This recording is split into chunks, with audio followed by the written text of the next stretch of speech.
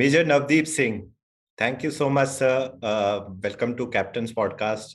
I know you are a very busy person. Thank you so much for taking time out and coming on a Sunday evening to share your knowledge and wisdom with us. Thank you so much, No sir. problem, Shashank. No problem at all. So, people would be delighted to know that not only as a lawyer, you are helping the veterans and disabled soldiers, World War II veterans, and before that, also you were part of Territorial Army, and in fact, you are the most decorated soldier of Territorial Army in the history of the TA. So, can you just let our audience know how did that journey pan out? I mean, from being as a serving officer and then in your profession as a lawyer, what is the inspiration that drives you to do so much, not just as an uniformed officer, then later on also helping the soldiers who are fighting for for our country, and then somehow they are left out of our justice system, not being given proper I would say respect or the treatment. What is your inspiration? What drives you to do that? Shashank, you might find it interesting, but I cannot, you know, pin myself at one inspiration or just say like the stereotypical hackneyed thing that, oh, such and such person is my inspiration or such and such event in life is my inspiration. I would say that a sense of public service comes from within, especially people like us who are well placed in our professions to make a difference. And public service actually runs in my family, and my both my parents have been public service oriented, and my maternal grandfather also was a lawyer, was a lawyer in the Punjab and Haryana High Court. Even he was public service oriented. So, in that sense, the spirit runs in the family. And I would not place much credence on it in the sense that it's not a big deal that we are doing. It's just a part of our, for example, as a lawyer, with our knowledge and with our skills, and with the ability to make that change through the legal or the judicial process. I mean, we have that opportunity to help out people, and that's what we do. And it's also part of the profession. It's not that everything is done pro bono, or that we are doing such a great job in that sense. But yes, we try to, in our own respective professions, we must try to help out, especially the needy and the downtrodden. Uh, I mean, to do whatever we can for them, and even for others who can afford legal service or who are well placed in life. With your knowledge, you can definitely try to help them and spread awareness. As far as my decorations or my awards and honors and awards in the Territorial Army or in the Army are concerned, again, I am a recipient of 11 commendations from the Army and the Air Force and the Tri-Service Institution. But again, I do not think that I'll use the same word. I don't think it's a big deal. It may be a record of sorts, but sometimes I feel that even uh, a small little action um, in the course of performance of duties in the battle zone is much more of a source of inspiration or a much higher contribution to the society than what we do. Numerically, I may have a higher number of honors and awards, but I would say that even a mention in dispatches or a Sena Medal gallantry would, a recipient of a Sena Medal gallantry or a mention of dispatches would override and what all we have achieved, and that's a much uh, you know that should be placed at a much higher pedestal than what all of us have been doing. Though, I mean, our job and our work tends to get highlighted more in the media, in the social media, in the military community, and there are many such unsung people who have shown utmost bravery in the battlefield, and they just fade away. And although I would not say that we have not contributed to the society, but I would also say that we need much more focus on those people who remain unsung. That's great, sir. I mean, the humility you have is it's not just because I see it here. I see it in your tweets. I mean, you are quite active on Twitter, and I see in your tweets also this aspect of humility. Matlab, uh, generally, the perception of a lawyer or people who are in such professions is like they are very um, I mean, I would say a little bit of loud-mouthed. I mean, they have extreme views about some things, but you give a very balanced view. I mean, at present, if we see situations like some people are extreme right wing, I would say, and they have very strong sense of patriotism, but then you come and people like you have a very balanced view. Like, yes, everyone is doing their bit, but somehow we need to respect all people equally and not just get flown away with our emotions. So this aspect is something which I am really drawn to, and I really respect your views whenever I see uh, about any event that happens. Like recently, somewhere, some place, people get so agitated, like saluting a civil officer. Is it really, I mean, a case to be pointed out so much in? What are your views? See, my views are that no extreme view uh, should be allowed to prevail, in the sense that there are much better, more constructive things to look at, rather than if I more than salutation. I would say that if you really care for the military honor, try to um, moderate the servility and the subservience, even within the military, rather than just taking on these hyper technical things like who's entitled to salute and who's not.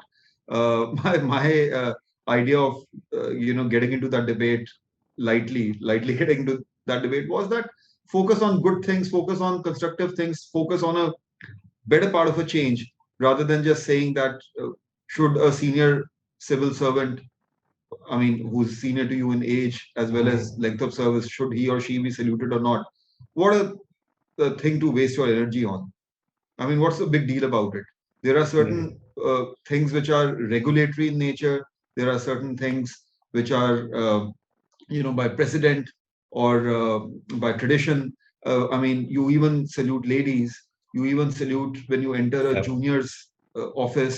You even salute when you enter a court. These are all part of traditions. It's just like returning a namaste. It's not always that you're saluting a senior or it amounts to subservience. I mean, we do that. It may not be strictly provided under the regulations, and why do waste your energy on this? Why not waste your energy on things which are really, this subculture of servility and subservience which is coming up? It is very sad that, for example, in the times of yore, it still exists.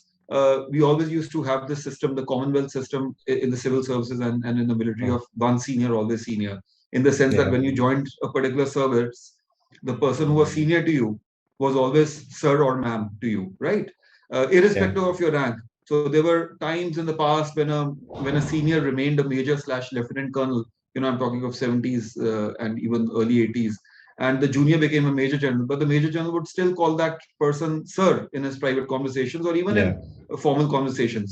Yeah. Uh, Rather than sticking on to those traditions, which are the actual traditions of respect, uh, we now see in certain times, I see that, re-employed senior colonels or senior timescale colonels are not given that kind of a respect by selection grade colonels. Now, those are the things which you need to change, Yeah. which you need to, you need to go back to the basics.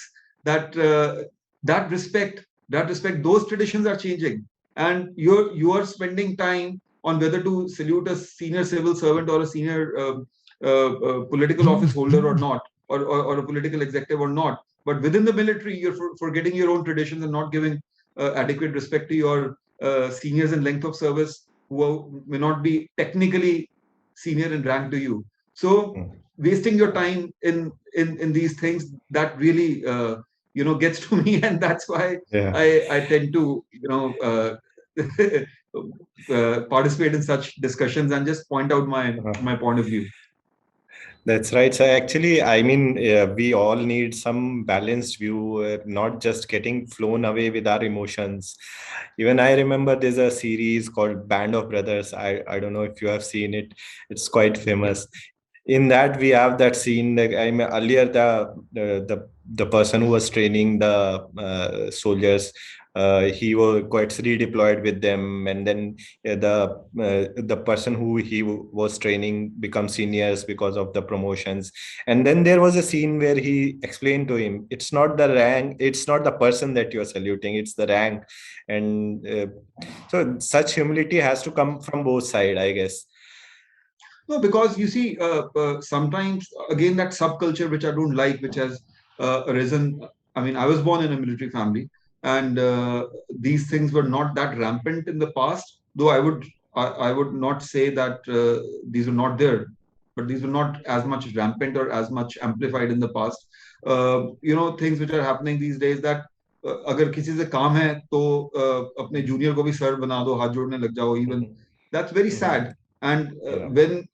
when you don't have any work or you have nothing to give or take with someone, then pull up your chest and why should I call you sir, or what? This, I mean, this goes against the military ethos, actually speaking, and Right, also against human emotion. All these things should not matter much. Focus on your work and focus on bringing relief to the society and your troops and the family members of those troops, rather than wasting time on these infructuous discussions. Right, sir.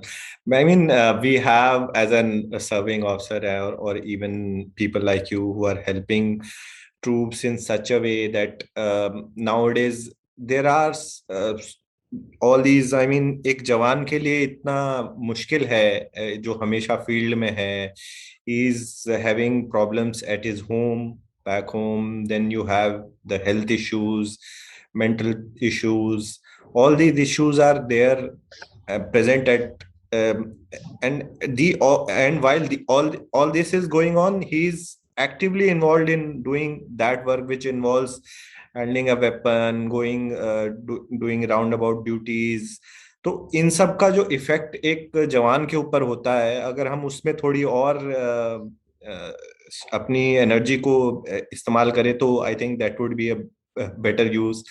And you keep on highlighting that there are a lot of issues which are not even recognized by I would say system, or you can call it government or any institution, that हमारे जवानों का जो physical health पे इतना जो effect पड़ता है, वो पूरी तरह हम रिकॉग्नाइज नहीं कर रहे हैं.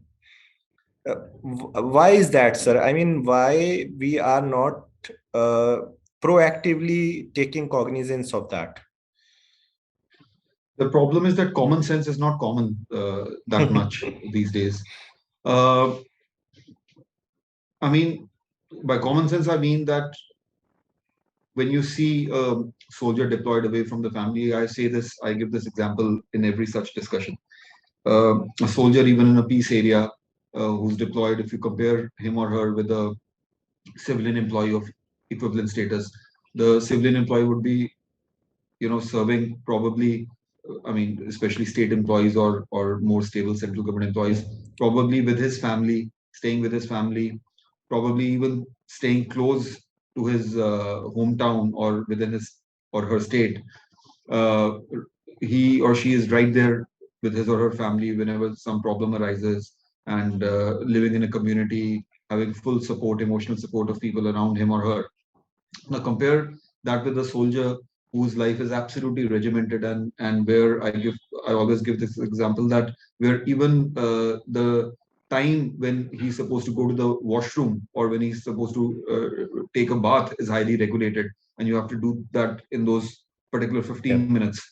Having a cup of tea is regulated, showing up on parade is regulated, showing up in office is regulated, not staying his family and staying in a regimented lifestyle in a barrack with fellow troops, not there to take care of the problems in the family. Not There's no emotional. I mean, at your home, something happens, you just hug your spouse or your partner or your child or your parents. I mean, what does a soldier do? Whom does he hug?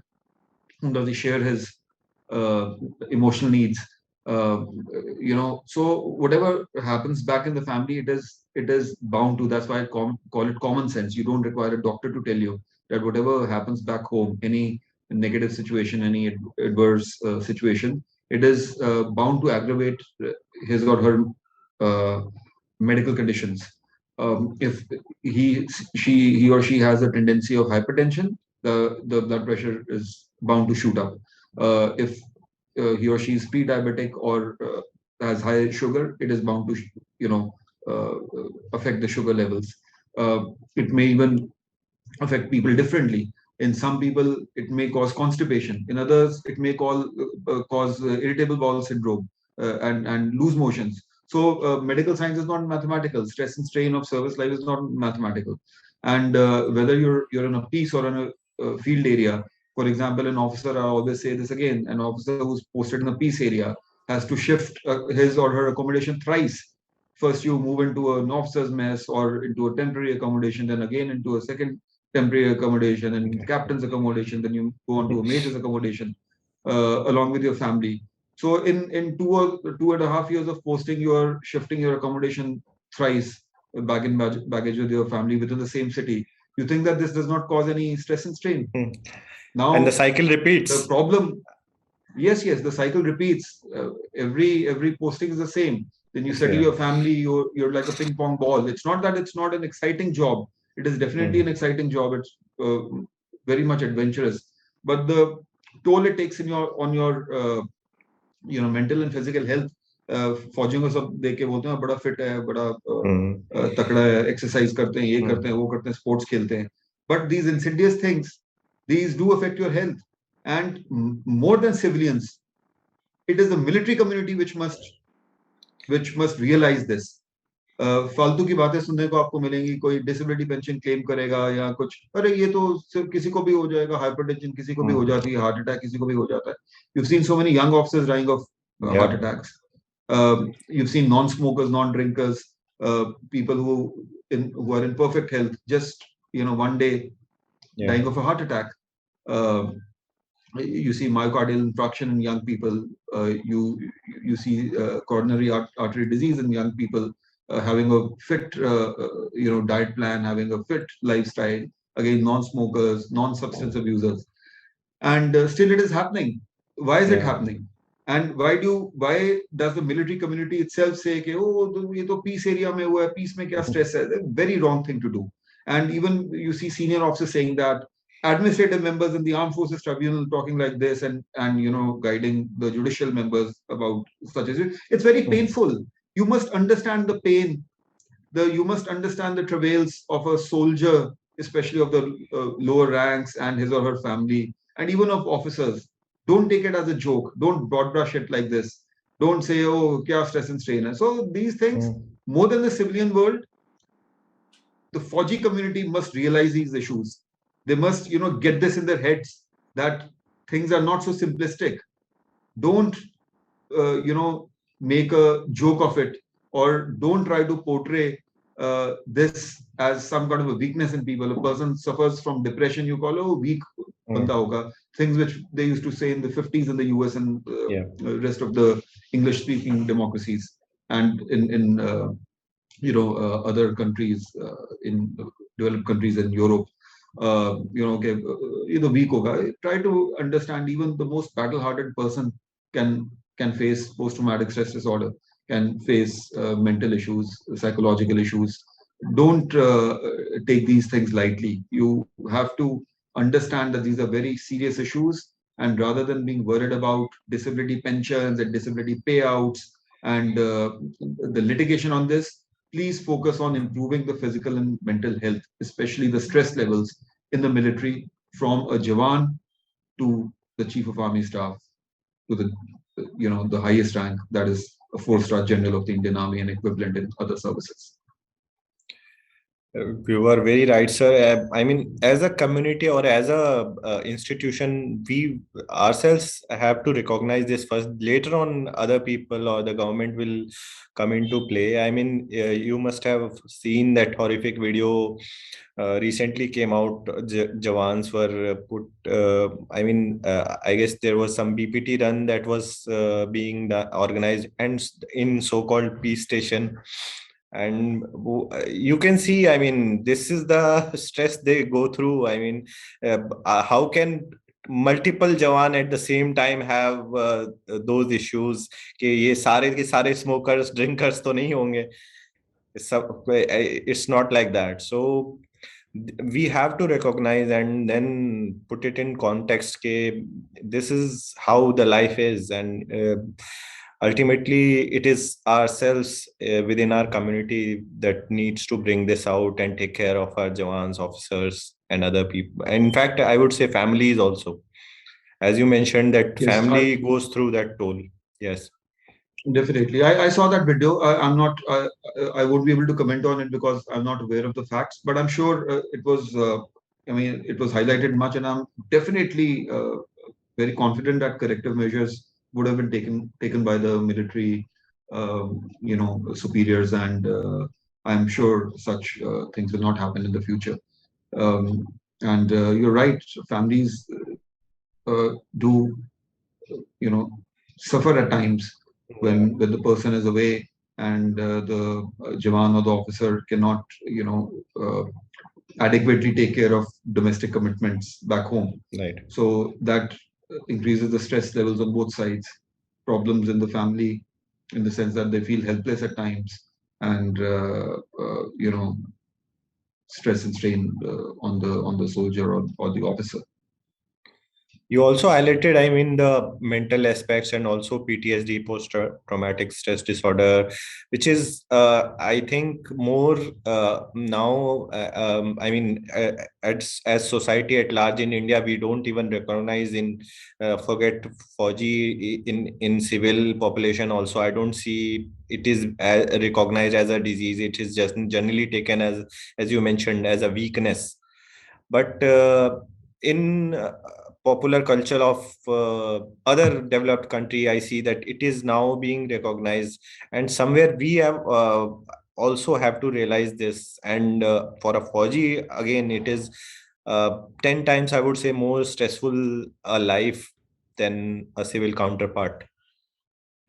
Yes, it's not that I mean we have started recognizing it, but it needs more awareness. And even generally Yeah. speaking, I saw a video of a four-star British general speaking on it. He himself suffered Yeah. from Yeah. depression, and it was really nice to hear from him. And the fact that as a major he suffered it, I think, and Yeah. yet he became a four-star general. So the even the system is much attuned to these issues, and also the fact that these are treatable, and these may just be phases, and it does not hamper their promotional aspects also. So we also need to rejig our systems and our policies so that people do not hide these issues.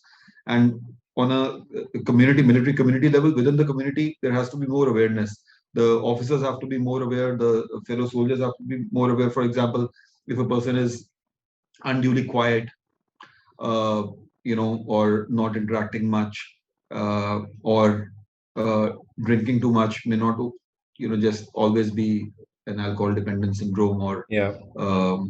the reason for a Form 10, or certain such signs. So we need to be made aware of what are the signs of such issues, or of psychological issues, or mental disorders, mental issues, and even PTSD or depression.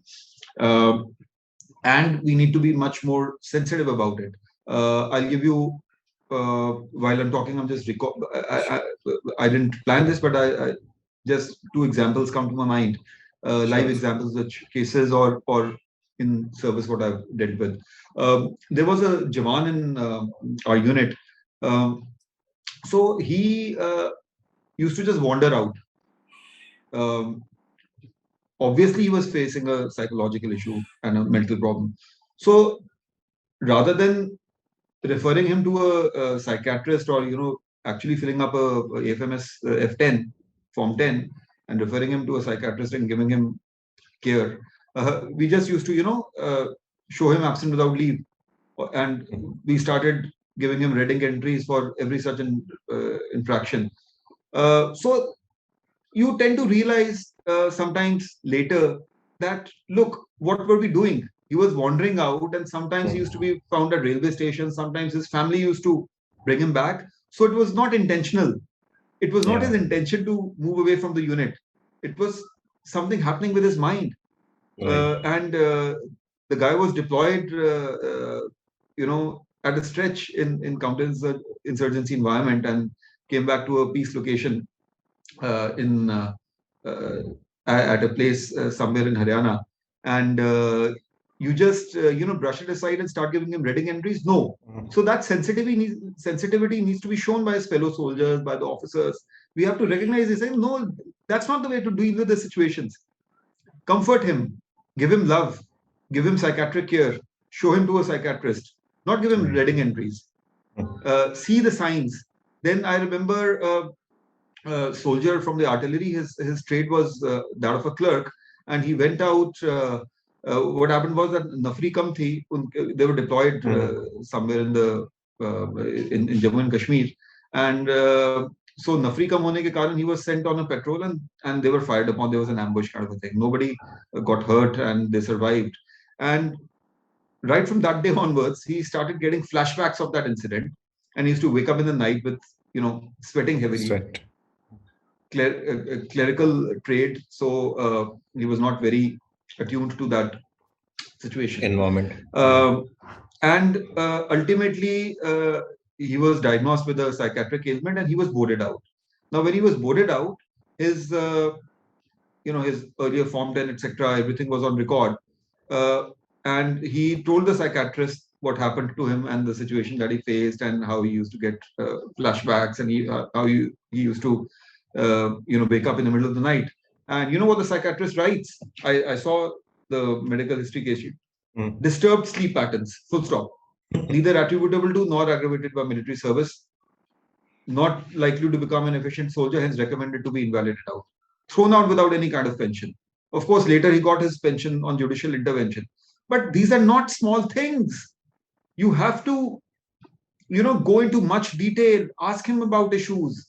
Also, if someone says that I'm facing problem because of domestic issues, try to dig into the fact that, was it a domestic issue which he could not attend because he was in the military, and he could not, because he was deployed, because he was right there in his unit and could not attend to that domestic commitment? If that is the case, naturally it got aggravated by military service. The mere reason that because of military service he could not be there with his family to resolve that domestic issue brings it within the ambit of a direct link. So all this, mathematical kind of a thing that, oh, he was not in a field station, he was not in counter-insurgency, hence the disability has nothing to do with service. This attitude has to change. And again, it has to change within the military community. Start being more magnanimous. Start being more positive. Don't hold back. This positivity has to start from within the organization. Nobody, you tend to blame netas and babus and whatnot terms you use for outside professions, but nobody is going to bring that from outside. This awakening has to come from within yourself. And again, I tell people, be large-hearted. You are not being large-hearted with these issues. Not just with these issues, with anything. There is so much of peer jealousy, and you start feeling, oh, isko to benefit mil jayega. Why do you care? It is provided under the rules. It is provided by the government. It is approved by the Ministry of Finance. It is approved by the Ministry of Defense Finance. Then how the hell does it bother you? Right. It has to go to him as per judicial dicta. It has to go to him as per rules. Then why are you bothered about all these things? And it is not that you can save 500 rupees or 1,000 rupees or 1,500 rupees or 2,000 rupees from somebody's disability benefits and buy a gun out of it or buy a tank out of it. It doesn't work that way. These are all separate heads. Don't think that you're the protector of the exchequer. The exchequer or the ministries do not care for these things. They want these benefits to go to the needy people, to the deserving people. So you in the military have to be large-hearted. You have to be much more magnanimous. You have to be practical. You have to be pragmatic. Don't become, hyper-technical observer of or literal interpreters of rules. You have to interpret these rules very liberally. These are welfare-oriented issues, and maximum benefit should go to the rank and file, to the women and men in uniform and their families. That's right. So, and in fact, as you brought out, I mean, in the example that you quoted, the doctor who is evaluating, is supposed to be the subject expert, matter expert, and he himself, if is writing such reviews, then we feel, I mean, And doctors, see the fault. yeah, We have very professional doctors in the Army Medical Corps. We have the best doctors in the Army Medical Corps. It is not their fault. The fault is this, again, this culture. You put so much of right, pressure on them in the environment. Oh, last year of service के अंदर कोई disability होगी, उसकी medical category लो मत करना, नहीं तो उसको disability benefits मिल जाएंगे. Why the hell do you care? अगर सच में उसको कोई बीमारी हो रही है, you only have to see कि कोई झूठ तो नहीं बोल रहा, कोई ये तो right. नहीं बोल रहा उसको बीमारी है नहीं, लेकिन वो बोल रहा है मुझे ये बीमारी है. जैसे पुराने जमाने में होता था बैक एक और हेयरिंग लॉस बोल देते थे, वो अब झूठ नहीं बोल सकते. एमआरआई कराओ, पता चल जाएगा. Right. ऑडियोमेट्री टेस्ट हो जाएगा, और बहुत सारे टेस्ट हो जाते हैं, पता चल जाता है कोई झूठ बोल रहा है कि नहीं. You should only worry about the fact whether somebody is feigning disability or faking disability, which are very, very, very rare. It does not happen. You should not be bothering about the fact that he's incurring a disability close to retirement. Arey bhai, it's human body, it can happen. So what? If it is happening, it is your duty to say that yes, he's suffering from this disability close to retirement and his medical category has to be reduced. You are not to bother about whether he's going to get disability benefits or not. You are only concerned about recording that yes, he is suffering from that disability. So all this pressure, terming them lifestyle diseases. What is lifestyle disease? The only lifestyle that he knows is the military, the stress and strain of service. That is his lifestyle. What is his lifestyle? Trying to, I find it so sad that we try to trivialize such issues. You can say it's a lifestyle disease if somebody somebody incurs a heart disease and he's a heavy smoker. Yes, you say, or BP high ja raha hai because he's a heavy smoker. Liver kharab ho gaya because he's a heavy drinker. Yes, you point out that this is the reason. But you can't say that, oh, he was in a peace area and hence the disability has no concern. So the fault is not with the doctors. The fault is with this environment and this culture and this unnecessary, incorrect pressure that we build on the system. Thinking that any benefit that is given by the government under the rules is unwarranted. None of our business. Right. So, and as you rightly pointed out, I mean, we sometimes gets into taking literal meaning out of those rules. Like, recently there was this issue के military disability pension पे income tax लगाना शुरू कर दिया. अब retrospective लगा रहे हैं, कैसे लगा रहे हैं, how does, and in fact I saw tweets like people getting ₹1 as pension. What was that?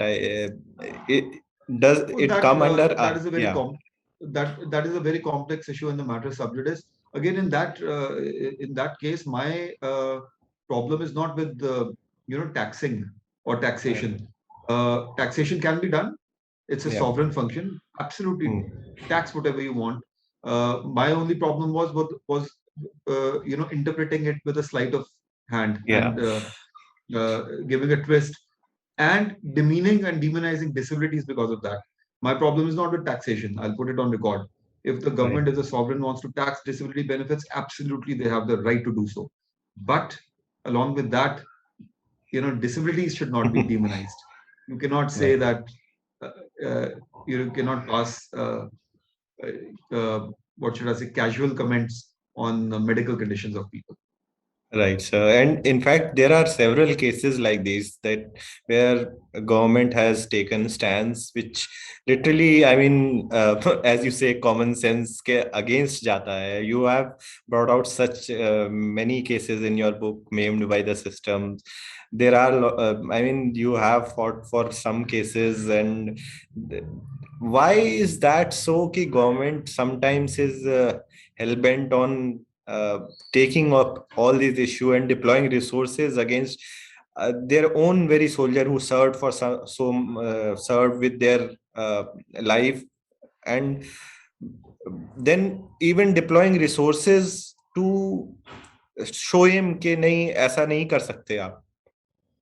Why is that Yes, the case? it's very sad, but again, I will not blame the top civil or military leadership for it, but their advisors and people who guide them and people who bring up urban legends. The problem is again with literal interpretation rather than liberal interpretation, and the fact that then after that there is no moral courage to admit in courts or on file that, oh, we went wrong and this person deserves benefits.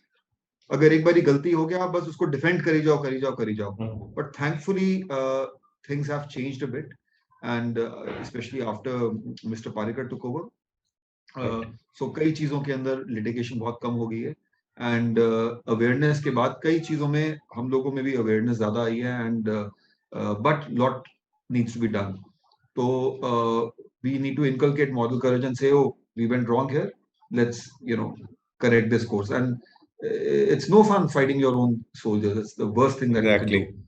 And Mr. Parikar recognized this, and I mean, and later in 2017, when of course the Ministry of Defense decided and took a decision not to challenge normal disability pension cases, for example, where the disability was declared as neither attributable nor aggravated, but judicial intervention resulted in relief. So those cases are not being challenged now in higher judicial fora, and those judgments are being implemented mostly. So things have changed. Litigation has come down, but again, I say that awareness and large-hearted approach is much more required within the military than outsiders. Right, sir. And I mean, there was some typical cases like you highlighted in earlier. I've seen your talks, and like a soldier going on nature's call and slipped. So he was denied, and then there was this case of an officer in this Upar cinema tragedy. Can you just tell our audience what was all that about? Yeah, those are very sad instances. I think you're talking of Captain Bhinder's case. Yeah. The gallant officer who saved so many lives during the Upar tragedy.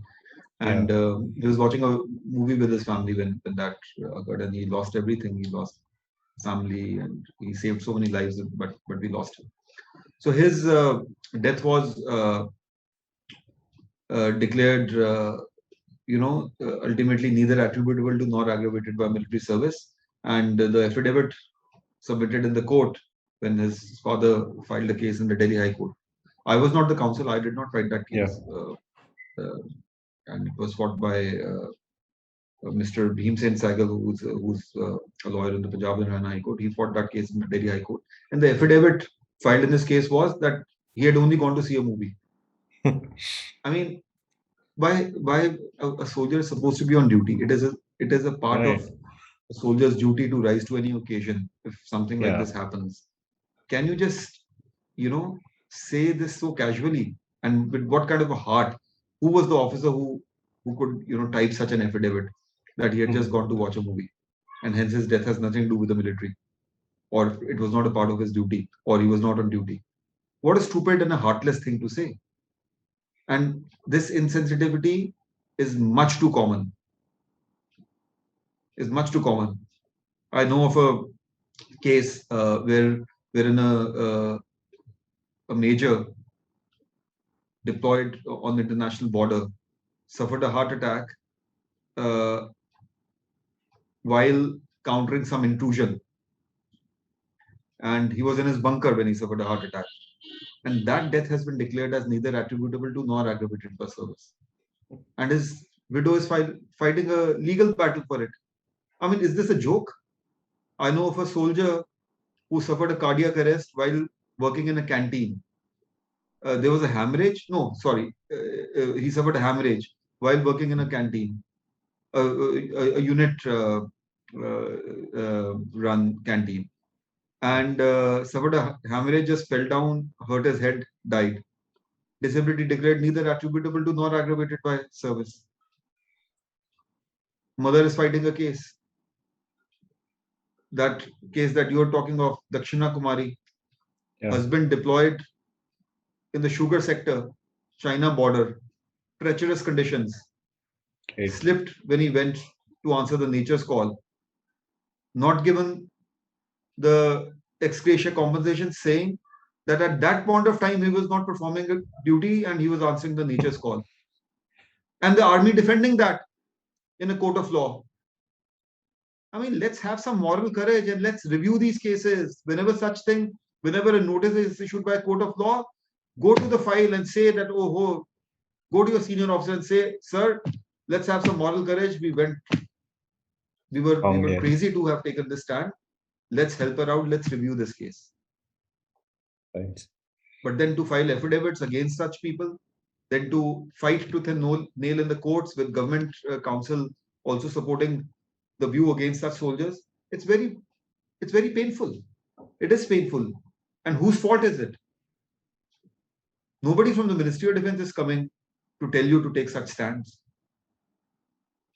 Maybe I remember Mrs. Sitaraman very nicely saying in a meeting we had with her that these small little, benefits, we don't mind at all. There is no problem of finances. This is just a small drop in the ocean. We don't mind this when she was a defense minister. Right. So if the top political executive, the government at the top levels is not bothered about this, why are you creating such a sentiment amongst the military community or amongst the officialdom as if it's a very big deal? It is not. Be more sensitive. Again, I say, be large-hearted. Especially in the military, be large-hearted. Right, sir. That's, a correct way to put it. Be large-hearted, show some love. And you were part of that committee that was organized to decrease litigation by the MOD. So are you seeing action on ground after that? Yes, there has been action, much action, and many recommendations were accepted and given effect to. But I'm sorry to say that many very important recommendations of that committee, they were accepted in principle by the Raksha Mantri and by the government, but the executive instructions or the executive letters on the administrative side have not been issued. But let's hope things move forward, because the current defense minister is also very sensitive to these issues and he wants to help out troops and their families. And I'm hoping that the left out recommendations which were accepted in principle way back in 2016 would see the light of the day soon. Let's see. Let's hope that, sir. Coming on to the main issues that we see highlighted by the government or the military community, military leadership, I would say, is the pension bill. They keep on telling that pension bill will increase, and we have employed several measures like short service commission was introduced, then we have TA, and now they are coming out with this tour of duty. Do you think these are workable solutions? I think short service commission is the best, and it should be reduced back to 5 years, 5 plus 5 plus 4. Because the initial terms of 10 years, you're neither here nor there, and you're left in the middle of the road without any protection, financial protection, or any protection of service or protection of seniority if you happen to join on the civil side, and it takes you back by 10 years if you want to start afresh. Right. 5 years was adequate, and after 5 years you can still restart, and with the military skills that you've acquired and better managerial skills, you can look forward to a good vocation on the civil side when you're still young. Plus, I think that the short service commission should be expanded a lot, but put on a new pension system, contributory pension scheme. NPS. The NPS, so that our short service officers, after they are released on completion of terms of engagement, they get some kind of a financial backup. They have the same in the short service engagement in the Coast Guard. They also serve for 10 years. I think it's 8 years plus 10 years or whatever. They have a scheme similar to us, but they are on NPS, but we are not. So I think we should expand our SS cadre and place them on NPS. It will be a win-win situation. You bring down the pension bill, the PC, the permanent cadre gets reduced, Yeah. and the short service commission cadre gets expanded. But the system is not exploitative in the sense that you have them on a contributory pension scheme, so it does not put any burden on the exchequer. At the same time, it does not financially harm those officers. And in fact, a similar system could also be brought in for Jawans, as in a Yeah. short service engagement system, where initially in the voluntary format, that you have a permanent cadre and you have Jawans who voluntarily want to join in for 10 years and are released with NPS benefits, with contributory pension benefits, and of course they get their ex-serviceman status also as already provided under the rules. So on being released on completion of term. So that could be a good solution rather than any other idea, like for example the tour of duty. I'm a little concerned about that idea, because Yeah. the basis behind that is saving money for the exchequer, because if a person serves for 5 years, you have to give him or her gratuity. And if you make him or her serve for 3 years, you don't have to give gratuity. So that's kind of a funny backdrop. You can't have cannon fodder and make them serve for 3 years just because you want to serve money. They're, after all, humans in flesh and blood. So that is why I respectfully disagree with that idea. And I think that the SS system is much better. And people who want to contribute otherwise while remaining in their civil vocations, the territorial army system is better. But again, it should be causing minimum dislocation in their civil vocations. And embodiment, a longer embodiment, should be an exception rather than a rule, except for those who voluntarily want to serve more. So right now, ultimately, the net analysis of the system is that people who want to serve more or for longer tenures are disembodied, and people who don't want to serve more, they're told that we'll embody you for longer periods, full time, which threatens their basic existence in the civil world. So again, what is required there is large-heartedness. The attitude has to be positive. Cadre can be managed very, very easily and very finely. So again, that is the reason that I respectfully disagree with the tour of duty scheme. But I also agree that a 5 year short service commission, reverting to a 5 year short service commission, would be a much better idea and not be exploitative. That's right, sir. Because short service commission in current form is, again, I mean, you're just taking the youth of a officer and using it for the captains and majors vacancies that you have, and then you are just letting them go without any security. Because personally, my course mate, I'm also SS officer, but I came out after 5 years serving, and then those who are still serving now, they are at that in that situation कि अभी PC मिलेगा या नहीं मिलेगा. So they are not really able to make up their mind. And last year there was a sad news that an officer committed suicide, and the reason was told that he did not get PC. मतलब that was that could मतलब there can be many other reasons, but that was the trigger event that is being told. So sad state. But you are very right. I mean, 5 years is a good amount of service that one can put in and then easily transform into corporate environment. And then the NPS thing is again a good scheme that is already there. You just have to implement, because in current form they are only contributing to their DSOP. Then it is also again not matched, like in case of the provident fund that government employees get. It is matched by the employer also, but that is not the case with the our officers. So then he's also facing a shortfall on that. uh, yeah, that so multiple issues, right, sir? Yeah, I'm sure the current military hierarchy, the leadership, I mean, the current chief of army staff is a very, very wise person and a very gentle person and perfect gentleman. And I'm sure, he and his team would ensure that whatever is decided for the, future of the officer cadre and also for Jawans is in the right perspective, and it serves us well for the times to come. I'm hopeful that no knee-jerk important decisions would take place. Let's see how the Right. future Let's unfolds. be hopeful. Another idea that you sort of have a view that we should move on from is lateral induction, because personally I feel, I mean, that is the most apt solution. I mean, it has worked in other developed countries, and their captains of police and other forces are ex-military. But you have a view that we should move on from that idea. Please throw some light on No, that. you are absolutely right that lateral induction is a perfect solution. It's a Right. perfect solution to take care of the pension bill Yeah. and also giving trade manpower to other vocations.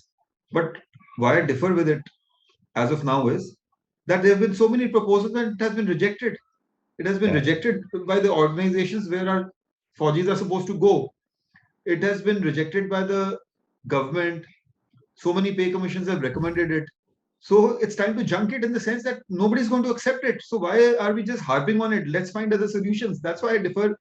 That's why I differ with constantly harping on lateral induction, because जहां पर जाना है वो organization लेने को तैयार नहीं है. They have their Uh, some very so, valid reasons also. Uh, for the benefit but of audience, I'll just bring कि lateral induction is a process के जहाँ पे अपने short service officers or maybe some permanent commissioned officer, those who come out can join IPS, IAS and other civil military functions. So that is the concept. Yes, sir. You were saying. so if the organizations where we are supposed to go, they're not willing to take Ready us to. because of multiple reasons and some being very valid, तो अभी उसके बारे कितना पीछे पड़े रहोगे? जो चीज हुई नहीं इतने सालों तक, एट द हाईएस्ट लेवल नहीं हुई, पे कमीशन ने रेकमेंड किया तब नहीं हुई, यूनियन कैबिनेट से नहीं हुई, तो अब क्या करा लोगे आप? बार बार उसके बारे में बोली जाओ. So that's why I say that be practical, find other solutions. There are so many other solutions. Please, work on them, find them and implement them. हो सकता है बहुत चीजें हो सकती हैं. So, and I mean, if all the leadership, I mean, if sits together and come on a common platform, whether it's civil, military, or executive body, I'm sure there can be much more. I mean, the utilization of this experienced and the officers' quality that, and even for the Jawans that military imbibes, can be easily transformed into a civil environment. In fact, a lot of Absolutely, corporates are absolutely. I recognizing. mean, even you can even have a separate force comprising ex-servicemen. For example, something like the DSE within the military Yeah. establishment, you can have a separate force comprising, because other forces are not ready to take in para-dropped people. अब अगर Yeah. आप एक नैब सूबेदार को sub inspector बना के भेज देते हो किसी सिविल ऑर्गेनाइजेशन में, तो देर आर जेन्युइन वॉइसेस के के हमारा प्रमोशनल एवेन्यू ब्लॉक कर दिया, या somebody from outside. You'll see the same in the military. If in the military somebody comes from outside and blocks your position, you'll say the same. So either find out a solution by creating supernumerary posts which do not affect, or create another cadre, or create another force altogether. जैसे IRB है, India Reserve Battalions है, Yeah. on the civil side. You have DSE on the military side. You can create a good force and use that force for constructive activities. You will not place it under the Ministry of Home. You will not then have any clash with the existing cadre. You will give employment to those people till the age of 60. There can be many advantages, but casual discussion on this cannot help, because unless all pros and cons are meticulously examined by a number of ministries. Ministry of Home will be involved, personnel would be involved, DOPT would be involved, the Ministry of Defense would be involved, the services would be involved. So it is very easy for us to talk about these things, but very difficult to effectuate such ideas or put them into motion, but it can be done. again Right. with a large-hearted approach. That's right, sir. And I mean, it's a wonderful solution to create altogether a different core. I think there was some talk. I mean, I don't know if it's true that there was for cleaning the Ganga River, they were hiring. So these on a small level, project management level, there can be Yes, institutions raised.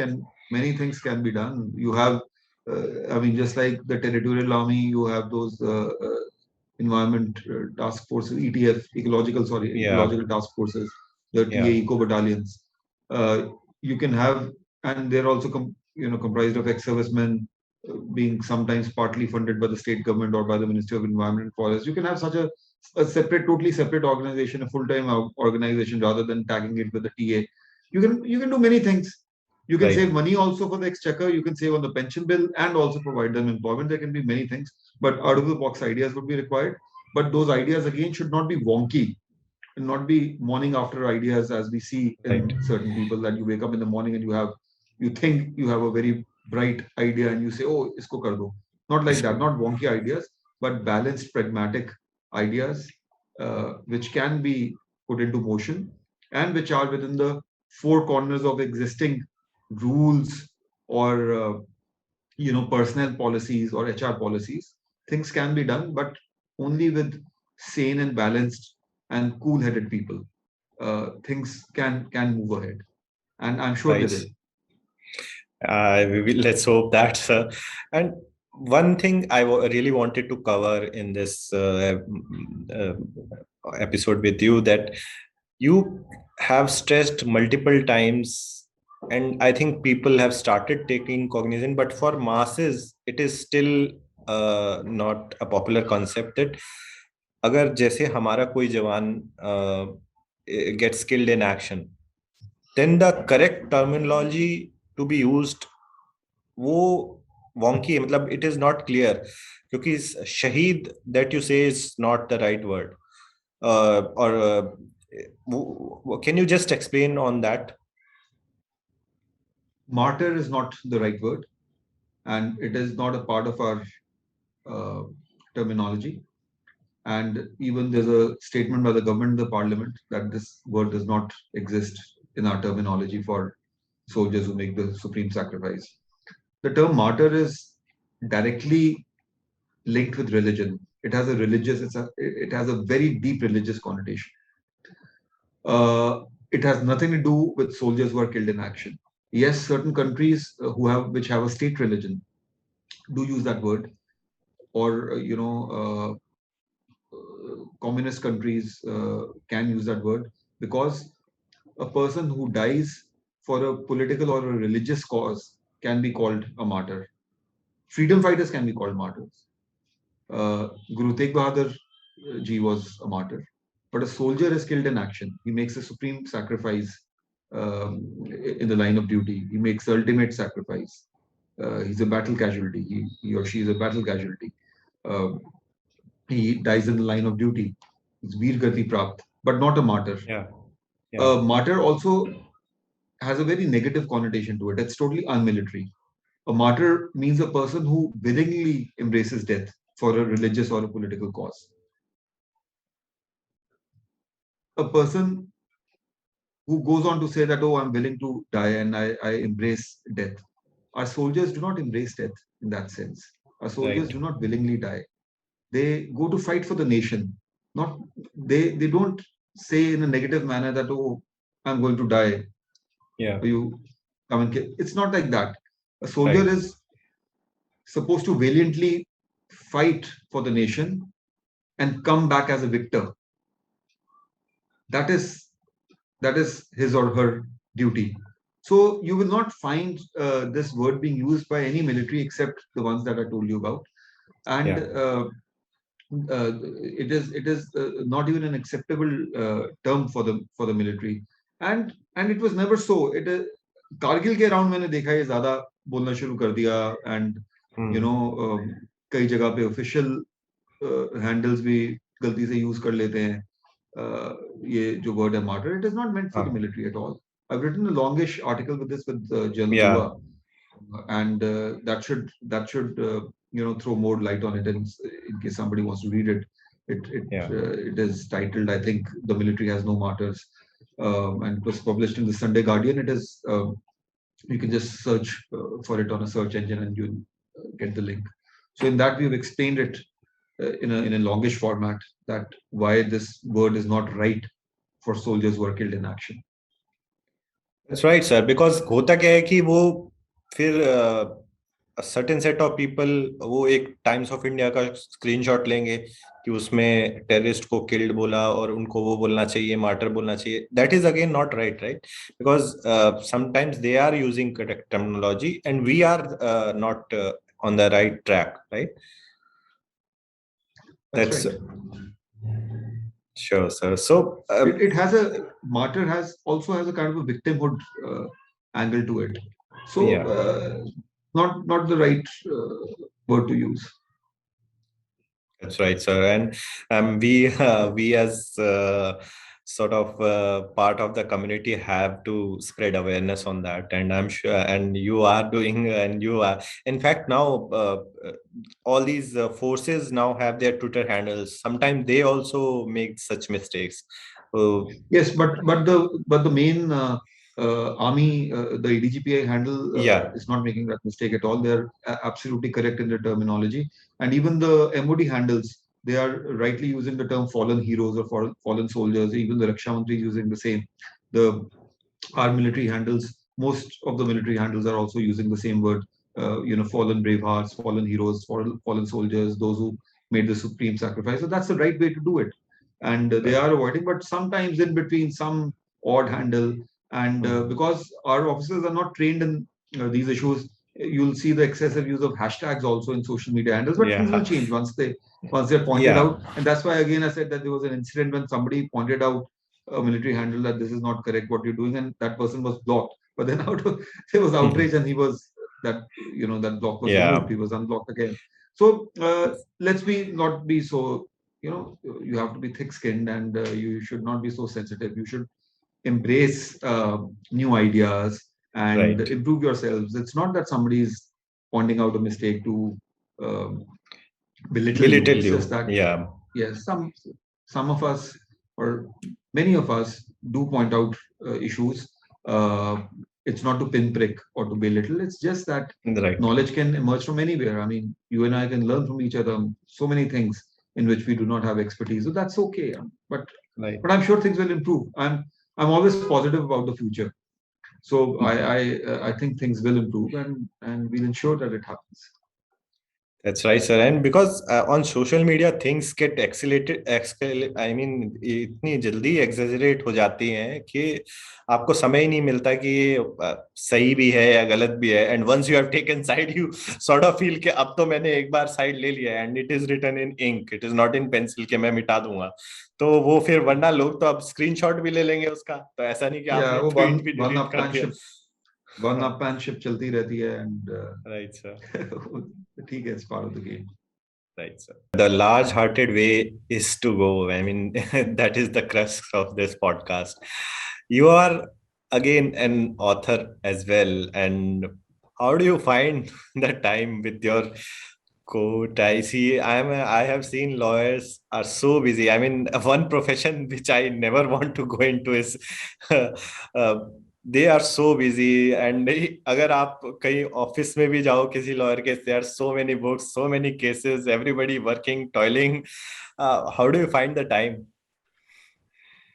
See, for your passion, you need to find out the time. And my last books have all been linked with my profession. So, and I'm passionate about my profession and passionate about whatever work we do. So, so it is not a painful experience to write on things which you like, and I make it a point to keep some of my time separate from my professional life, so that otherwise, your growth as a person gets affected. And my latest book, in fact, is very interesting. It's called March to Justice: Global Military Law Landmarks. So it is authored in. It's not authored, sorry. It is edited by me. I'm an editor in that book, and it is co-edited by an equal partner of mine, Colonel, now Professor Franklin Rosenblatt. He has served in the U.S. Army in the past. He was a JAG officer of the U.S. Army, and now he's a professor in a university there. He's a law professor. So, and a good friend of mine, and we have attended some very great seminars together, international seminars in the past, including at the Yale Law School, the Yale University. So he's my co-editor. I mean, we both are co-editors to that book, and it contains about 25 contributions from well-placed jurists, judges, and professors, and lawyers all around the world on landmark judgments of different jurisdictions, of different nations in the field of military law. I mean, judgments that made a change, and sometimes a positive change in military law of their respective nations. And so that's I'm pretty excited about it. It'll be out, say, in November or December. And so these things, these are issues which interest you and tickle you, so you don't feel burdened with that work. And work which you like, which you're passionate about, it comes out as a song. So I'm lucky that way, that I like my job. That's right, sir. Do what you love and you don't have to work another day in your life. Yes, yes, yes.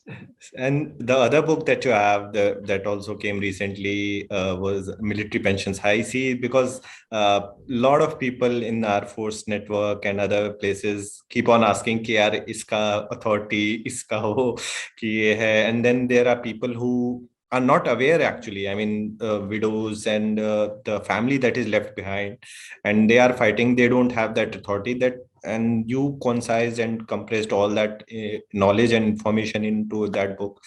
That again that's a is very important book, actually. yeah, It has done really well, but the idea is not doing well. The idea is that people should keep a copy. People who are involved in this process, or even the yeah, affected pensioners, they should have a copy. They should know of their rights, and they should know of right. the provisions that govern them. So I'm very happy that it has helped in spreading knowledge. It's called Military Right. Pensions, Commentary, Case Law and Provisions, and I really want people to read it and people to have it. It's a very fact book. It's like an encyclopedia. It's a very fact book, and I do feel that people in the military community, all of us, should have a copy of it. Yeah. It's available on Amazon, I guess. Yes, it's available all over. It's available on Amazon. Yeah. It's available on Flipkart, and it's available on the Right. I'll put some various links. websites. Yes, Yeah. yes. And so before we end, I mean, thank you so much for taking time out. I just want your suggestions. How can this society at large can welcome and treat our soldiers with respect that they duly deserve? What are your suggestions? Like, how can they become better at that treatment? See, the only thing is that the society has to realize that, especially when the soldiers are deployed away or posted away from their hometowns, many problems are bound to arise as far as the domestic commitments are concerned. Education of the children, domicile problems. You essentially become stateless on shifting from state to state, and the family faces those problems. Property disputes, Gunda element in certain cases wherein try to usurp the properties of soldiers who are deployed away. Problems of old parents when a person and his family is deployed away and there's no one to take care of. So the society at large should be sensitized about these issues, and they should make an extra effort to be a little more compassionate. And even the civil administration at the local Thana level or at the Tehsil level, they should understand that these are problems that plague military families, and the neighbors and the community at large. So they should be more sensitive towards the fact that when the person is away and his family is back home, we should provide and extend the requisite support to them and to their needs and requirements. I think that is enough if this kind of a realization comes into play. And as far as military community is concerned, only one thing: remember, be large-hearted. That's the with right your note to peers. end, No peer right, jealousy. sir. Right, Don't be sir. jealous That's of your peers. Don't be jealous yes. that, oh, that guy is posted in his hometown and I'm not, and he will be getting disability benefits, etc., etc. All this is very, small things, small talk. Again, be large-hearted, be positive. That's a great note to end, sir. Thank you so much, sir, taking time out, and all the very best for the upcoming book. And I'm sure you will keep the march on for the fight of the soldier. Thank you so much, sir. Thanks a lot, Shashank, and keep up the good work. And good that we got to discuss these issues in detail in a longish podcast. Normally, we have very uh, short kind of podcasts, and we are Right. unable to speak in detail about these issues. Good, and I wish you all the best for the future of your podcast. Thanks a Thank you lot. so much, sir. Thank you, sir. Thank you. Goodbye. Thank you.